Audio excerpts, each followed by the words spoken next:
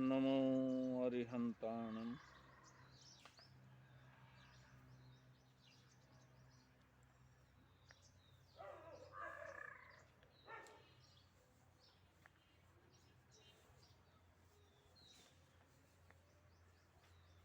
इंसान के जीवन में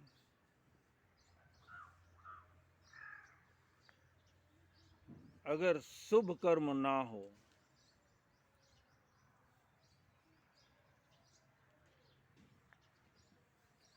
तो कोई अच्छा कार्य करना उसके लिए संभव नहीं हो पाता।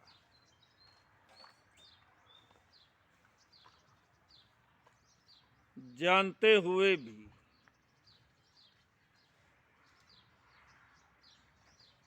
अनुभव करते हुए भी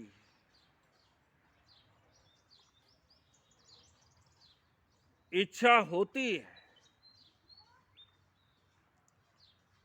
कुछ करने की, लेकिन फिर भी शुभ कर्म उसके साथ ना हो तो कार्य भी शुभ नहीं हो पाता।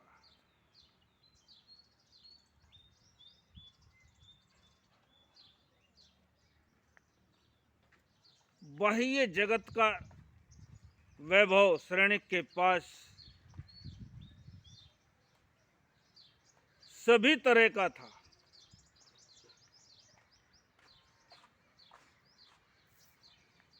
लेकिन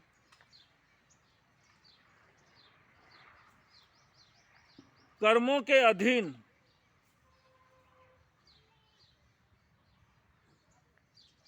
आदमी कितना मजबूर होता है।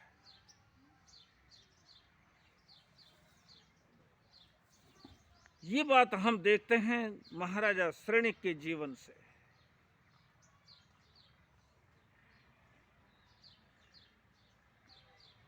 बहुत इच्छा होती है, लेकिन प्रगाढ़ कर्म उसके रास्ते के अड़चन बनकर के खड़े हैं।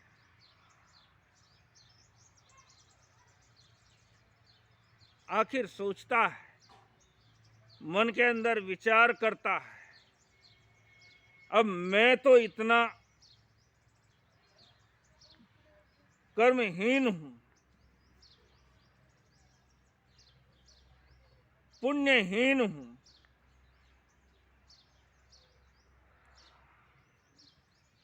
लेकिन जो आत्माएं किसी कारणवश मजबूरी में कुछ कर नहीं पा रही है, मैं उन्हें तो सहयोग कर सकता हूं।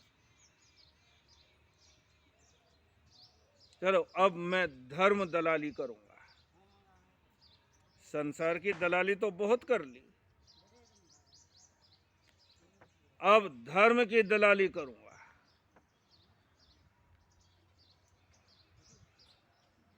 मैं तो हूं पुण्यहीन, लेकिन जो सामर्थ्यवान है मैं उन्हें सहयोग करूंगा।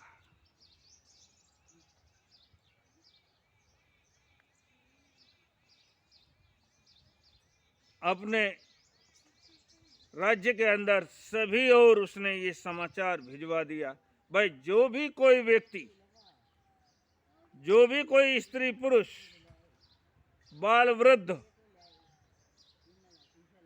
चाहता है संयम के रास्ते पर चलने के लिए,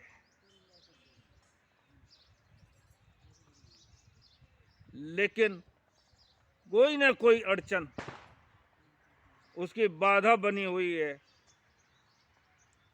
जैसे कोई युवक संयम लेना चाहता है, लेकिन उसके माता पिता वृद्ध हैं, उनकी जिम्मेदारी है, तो श्रेणिक कहते हैं मैं उनकी जिम्मेदारी अपने ऊपर लेता हूं, लेकिन अगर वो युवक दीक्षा लेना चाहता है तो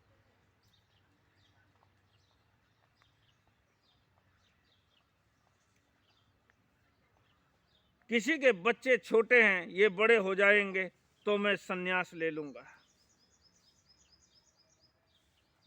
तो श्रेणी कहते हैं उन बच्चों का पालन पोषण करना ये हमारी जिम्मेदारी होगी।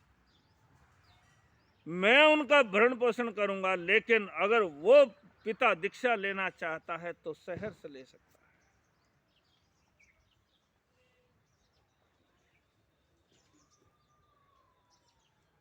कहते हैं दलाली, धर्म दलाली,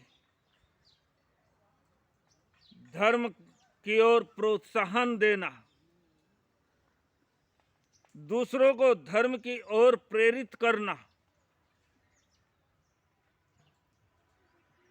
ये भी महान पुण्य का उपार्जन करना होता है।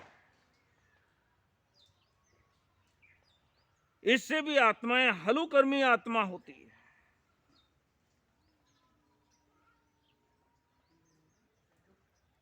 श्रेणी कुछ नहीं कर पा रहा अपने लिए, लेकिन धर्म दलाली के द्वारा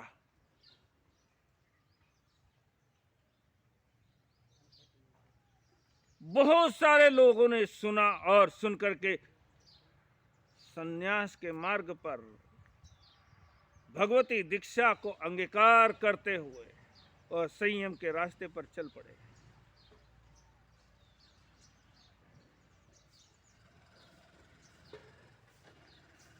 कहते हैं श्रेणी के महलों के अंदर रहने वाले बहुत सारे पुत्र थे, लेकिन उनमें से 20 पुत्रों ने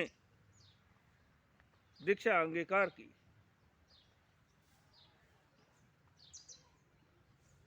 श्रेणी के 20 पुत्र।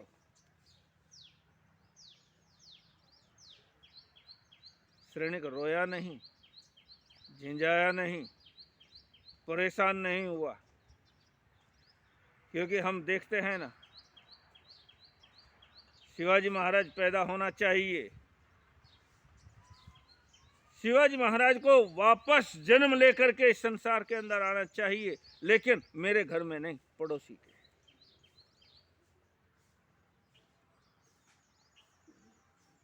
दीक्षा लेना अच्छी बात है, संयम लेना अच्छी बात है, लेकिन मेरे बेटे ने नहीं लेनी चाहिए।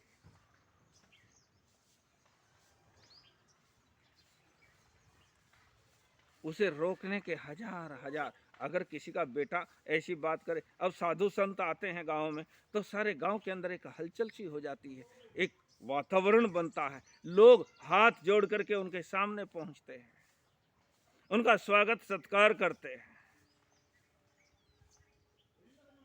इसीलिए तो कि इन्होंने कोई विशिष्ट काम किया है, इन्होंने सम्मान पाने का कोई काम किया है, ये आदर के पात्र हैं।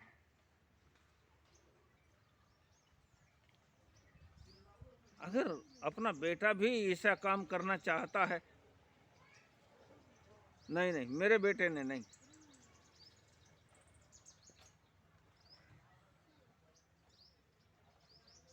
फिर तो हजार तरह की बातें हो जाती है।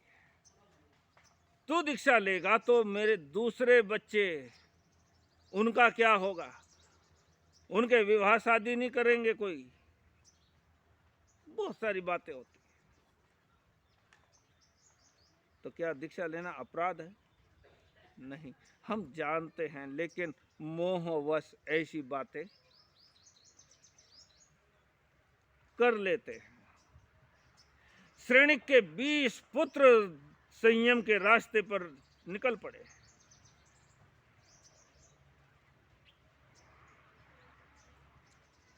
जो अभी तक सोच रहे थे, अभी दुविधा में थे, हम अपने माता पिता को कहेंगे तो वह हमें दीक्षा लेने की आज्ञा देंगे कि नहीं। बड़े पुण्यशाली जीव होते हैं वो माता पिता भी, जिनकी संतान संयम के रास्ते पर चलती है, और माता पिता भी जो सहर्ष उनको संयम के रास्ते पर चलने की इजाजत देते हैं, प्रेरणा देते हैं।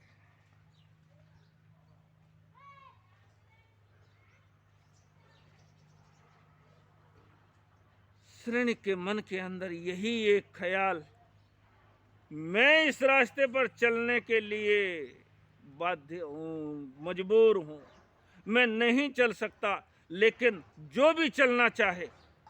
अब सारे राज्य में ढिंढोरा पिटवाया, इतने सारे लोग संयम के रास्ते पर जा रहे हैं, और बेटे अगर कहे तो उन्हें रोके कैसे? नहीं, 20 बेटे संयम के रास्ते पर चल पड़े, और चले तो ऐसी साधना करी। संयम के रास्ते को तो कहते हैं कंटका किरण रास्ता है, कांटों से भरा हुआ रास्ता, उसके ऊपर नंगे पैर चलना है। कांटों के रास्ते पर नंगे पैर चलना, ये संयम है, ये खड्ग की धार है।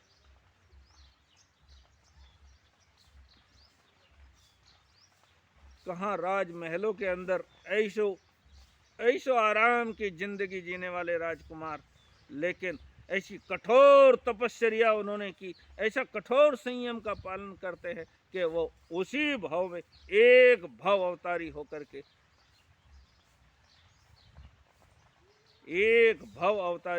के, जन्म मरण के चक्र से मुक्त होकर के सिद्ध बुद्ध और मुक्त अवस्था को प्राप्त करेंगे। कुछ लोगों के मन में आता भी होगा जो कुछ कर नहीं सकते या जिनके पास कुछ नहीं है, ऐसे लोग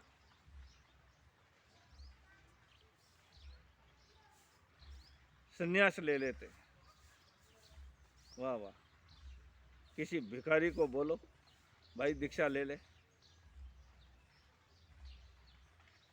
राजमहलों के ऐशो आराम की जिंदगी जीने वाले राजकुमार संयम के रास्ते पर बढ़ करके इतने कठोर तपस्या करते हैं कि एक भव अवतारी होकर के सिद्ध बुद्ध और मुक्त अवस्था को प्राप्त करेंगे। ऐसा भगवान महावीर का वचन है। रानियां, 13 रानियां, वो पुराना जमाना था, आजकल नहीं चलेगा ये सब कुछ। राजा श्रेणिक की 13 रानियां संयम के रास्ते पर चल पड़ती है,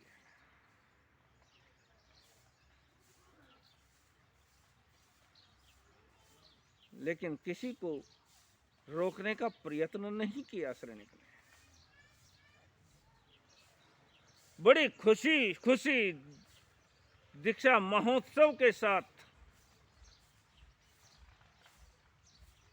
उनको संयम के रास्ते पर चलने की प्रेरणा की। धर्म दलाली, तुम कुछ नहीं कर सकते ना, तो दूसरे के लिए भी बाधा मत बनो।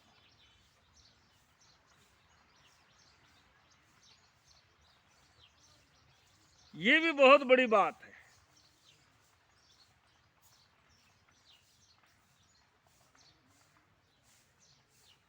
कहते हैं श्रेणिक ने जो धर्म दलाली का एक वातावरण बनाया, उसके कारण से श्रेणिक ने उसी जन्म में तीर्थंकर गोत्र का बंध किया।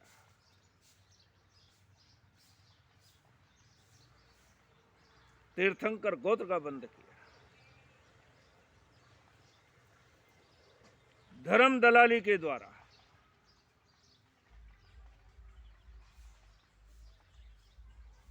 हम तो केकड़ों की जिंदगी जीते हैं। कोई अच्छा काम करने के लिए आगे बढ़ा क्या हम टांग खींचने के लिए तैयार हैं।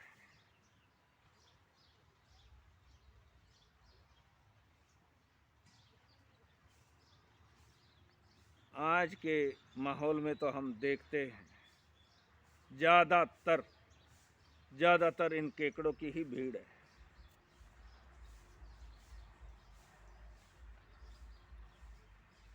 हमारा उत्थान कैसे हो, कोई विचार नहीं।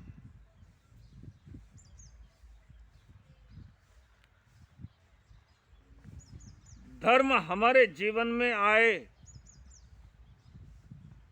ऐसा कोई ख्याल नहीं। बस हमें तो व्यवधान पैदा करना है, दूसरे की पीड़ा में हमें सुख ढूंढना है।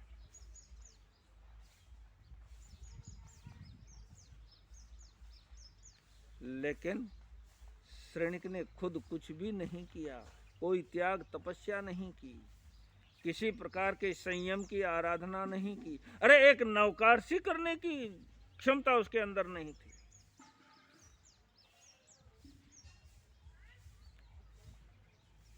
लेकिन मात्र धर्म दलाली के द्वारा उसने तीर्थंकर गोत्र का उपार्जन किया।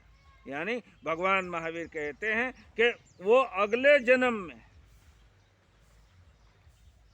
यानी अगली 24 के अंदर, सुना है ना आपने पहले, अनंत 24, अनंत हो गई, अनंत होंगी। ऐसी 24 जैसे आज हम जिस 24 को जानते हैं, भगवान ऋषभ देव से भगवान महावीर तक, पहले तीर्थंकर ऋषभ देव और अंतिम तीर्थंकर भगवान महावीर, ऐसी अनंत 24। लेकिन भगवान कहते हैं श्रेणिक, तुमने इस धर्म दलाली के द्वारा इतना कर्मों का बंध तोड़ दिया है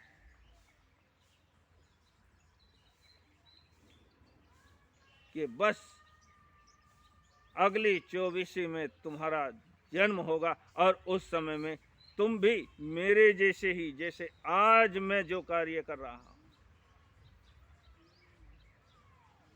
मेरी तरह ही तुम भी कार्य करोगे और जन्म मरण से मुक्त होकर के तीर्थंकर पद को प्राप्त करोगे।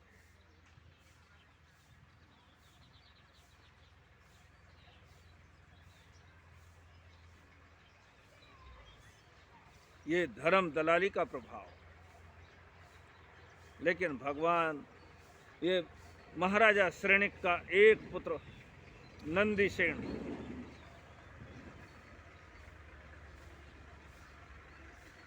नंदीसेन ने भी जब दीक्षा लेने की भावना व्यक्त की तो कहते हैं,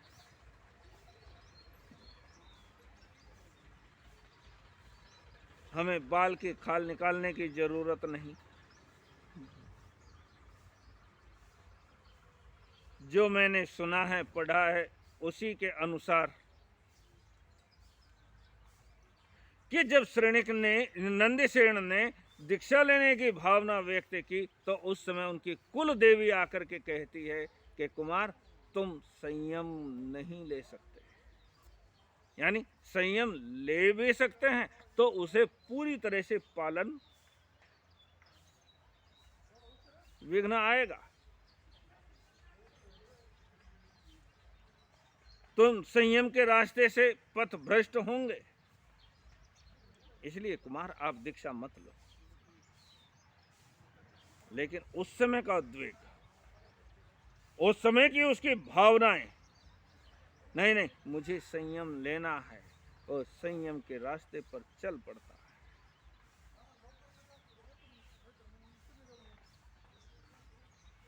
कुल देवी ने उसे समझाया, कुमार तुम्हारा निकाचित कर्म है, तुम इससे बच नहीं सकते।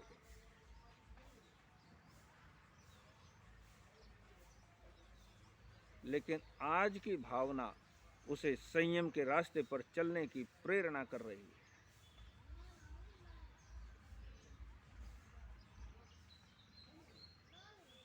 और आता है उसके जीवन में व्यवधान, पथ भ्रष्ट हो जाता है। ऐसे भी प्रसंग देखते हैं।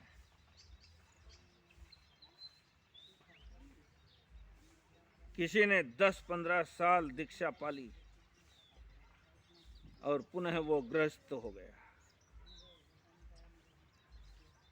तो सारी समाज का दृष्टिकोण उसके प्रति बदल जाता है। पापी, ये बड़ा पापी है, ये बड़ा अधर्मी है।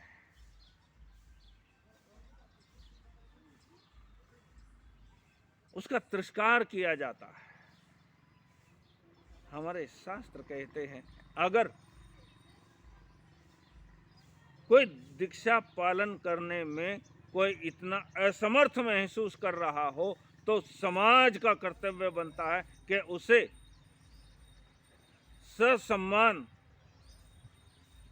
संसार के अंदर आने के लिए व्यवस्था जुटाए, उसकी व्यवस्था करे।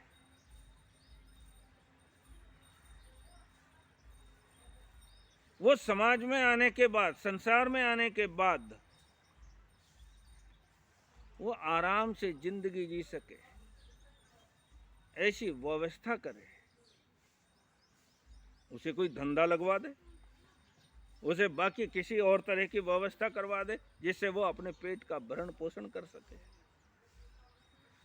तिरस्कार नहीं, महावीर के शासन में किसी का भी तिरस्कार नहीं है। और जहां तिरस्कार की भावना आ गई, अगर साधु भी किसी का तिरस्कार करता है तो वो साधु के पद से गिर जाता है।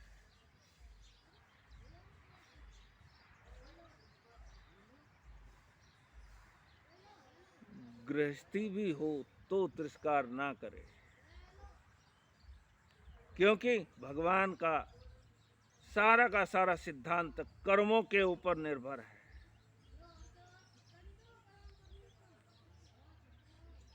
बुरे कर्म उदय में आ गए कि एक झटके के साथ हमारा पतन संभव।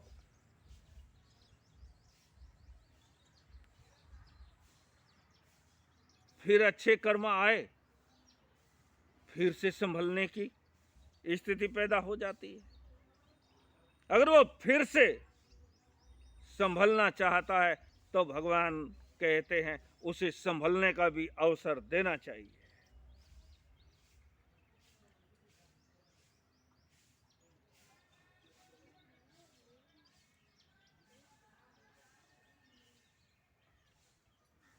कर्मों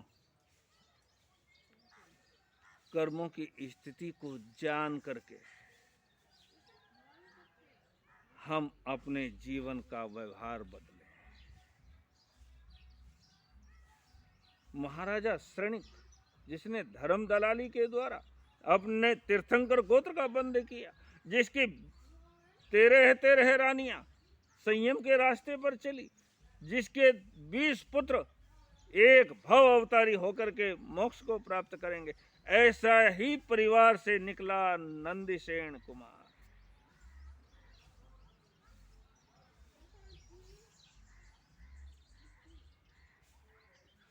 दीक्षा लेकर के पथ भ्रष्ट हो जाता है।